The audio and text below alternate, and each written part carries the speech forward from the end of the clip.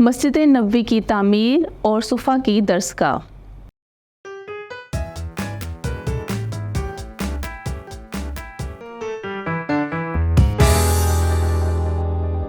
السلام علیکم عزیز طلباء و طالبات، میں آپ سب کو مون لائٹ انٹرنیشنل پبلشر کے ڈیجیٹل تعلیمی پلیٹ فارم پر خوش آمدید کہتی ہوں۔ مسجد نبوی کی تعمیر۔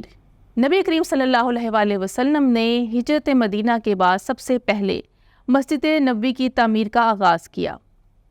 مسجد نبوی کے لیے جو زمین منتخب کی گئی وہ 2 یتیم بچوں سہل اور سہیل کی تھی۔ انہوں نے بغیر قیمت لیے یہ زمین نبی کریم صلی اللہ علیہ وآلہ وسلم کو وقف کرنا چاہی، لیکن نبی کریم صلی اللہ علیہ وآلہ وسلم نے ان دونوں یتیم بچوں کو اس مسجد کی تعمیر کے لیے جو زمین منتخب کی تھی اس کی رقم ادا کی۔ اس کے بعد مسجد کی تعمیر کا آغاز ہوا، جس میں تمام انصار اور مہاجرین نے حصہ لیا۔ نبی کریم صلی اللہ علیہ وآلہ وسلم نے بنفس نفیس اس مسجد کی تعمیر میں حصہ لیا۔ آپ خود بھی اینٹیں اور پتھر اٹھا کر لے کر آتے۔ اس مسجد کی دیواریں اینٹوں اور پتھروں سے، جبکہ اس کی چھت جو ہے وہ درخت کی لکڑی سے بنائی گئی۔ اس مسجد کے ساتھ ملحق جو ہے نبی کریم صلی اللہ علیہ وآلہ وسلم کے اہل بیت اطہار رضی اللہ تعالیٰ عنہم کے حجرے بنائے گئے۔ مسجد نبوی کی تعمیر صرف اس لیے ضروری نہیں تھی کہ یہاں نماز ادا کی جائے، بلکہ یہ مسلمانوں کے لیے سیاسی، معاشرتی اور تعلیمی مرکز تھا۔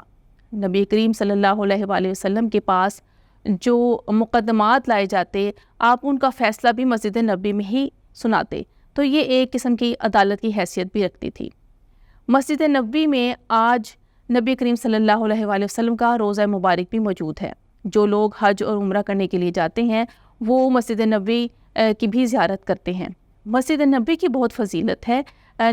مسجد نبوی میں نماز پڑھنا بہت افضل عبادت ہے۔ نبی کریم صلی اللہ علیہ وآلہ وسلم کا فرمان ہے کہ مسجد نبوی میں نماز مسجد الحرام کے سوا باقی مساجد میں نماز پڑھنے سے 1000 درجے افضل ہے۔ نبی کریم صلی اللہ علیہ وآلہ وسلم کے ممبر اور گھر کے درمیان کی جگہ کو ریاض الجنہ کہا جاتا ہے، یعنی جنت کا ٹکڑا۔ نبی کریم صلی اللہ علیہ وآلہ وسلم نے خود ارشاد فرمایا کہ میرے ممبر اور گھر کے درمیان کی جگہ جنت کے ٹکڑوں میں سے ایک ٹکڑا ہے۔ تو یہ تھی مسجد نبوی کی تعمیر اور فضیلت۔ اب نبی اکرم صلی اللہ علیہ وآلہ وسلم نے اپنی مسجد کے صحن کے ساتھ ایک چبوترا تعمیر کروایا، جسے عربی میں صفا کہتے ہیں۔ یہ چبوترا نادار اور غریب اور دوسرے علاقوں سے آنے والے اصحاب کی اقامت گاہ تھی، اور یہاں پر ان صحابہ کرام رضی اللہ عنہم کے قیام اور طعام کا انتظام جو ہے وہ مدینہ منورہ کے رہنے والوں کے ذمہ تھا۔ نبی اکرم صلی اللہ علیہ وآلہ وسلم کے پاس جو چبوترے یعنی صفا پہ قیام کرنے والے صحاب تھے، جنہیں اصحاب صفا کہا جاتا ہے، ان اصحاب کی تعلیم جو ہے نبی اکرم صلی اللہ علیہ وسلم اس کا انتظام فرماتے۔ وہاں پر تزکیہ نفس بھی کیا جاتا، قرآن مجید کی تفسیر بھی بیان کی جاتی، اور قرآن مجید کی جو تفسیر آپ بیان کرتے اپنے الفاظ میں انہی کو احادیث کہا جاتا ہے۔ اور یہاں پر قیام کرنے والے اصحاب صفا میں حضرت ابو ہریرہ رضی اللہ تعالیٰ عنہ کا نام بھی شامل ہے، جن کی سب سے اہم خصوصیت یہ تھی کہ ان سے نبی اکرم صلی اللہ علیہ وآلہ وسلم کی روایت کردہ احادیث کی تعداد سب سے زیادہ ہے۔ نبی کریم صلی اللہ علیہ وآلہ وسلم جب کسی دوسرے علاقے کے لیے وفد بھیجتے تو وہ بھی یہاں صفا کے مقام سے ہی بھیجتے تھے۔ صفا مسلمانوں کی ایک اسلامی یونیورسٹی کی حیثیت اختیار کر گیا تھا۔ صفا میں دوسرے علاقوں سے آنے والے جو مسلمان تھے وہ آباد ہوتے، جو مختلف زبانیں بولتے تھے، اس لیے یہ ایک زبان شناسی کا مرکز بھی بن گیا۔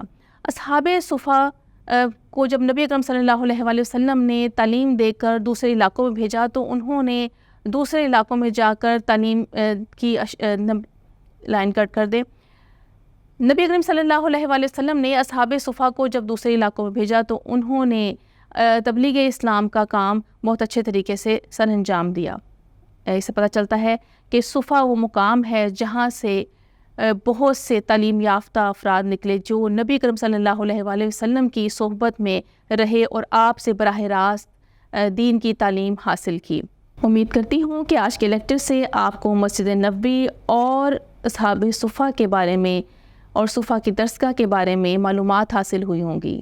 اللہ حافظ۔